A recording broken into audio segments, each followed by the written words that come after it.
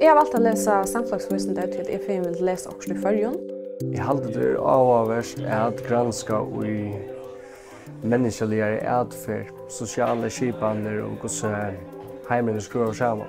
Jeg føler til at det menn med som person at lotaka øye imskon paddlen i samfunnet, at gjøre noe godt. Brenner du for store kjålene som får samfunnet at melde?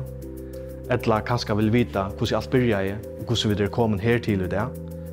Eller hva vi grunnleggende fortjellige virskiftene som styrer og menn noen som samfunnet, alt etter hva er politisk råd i det? Eller hva vi løggfrøyene, hva er rett, hva er skreft?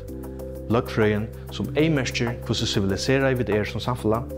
Og søv- og samfunnsdeltene er en rikve av spennende utbygging og undervisere som kunne greie nærre fra hvordan hese store kjål mela.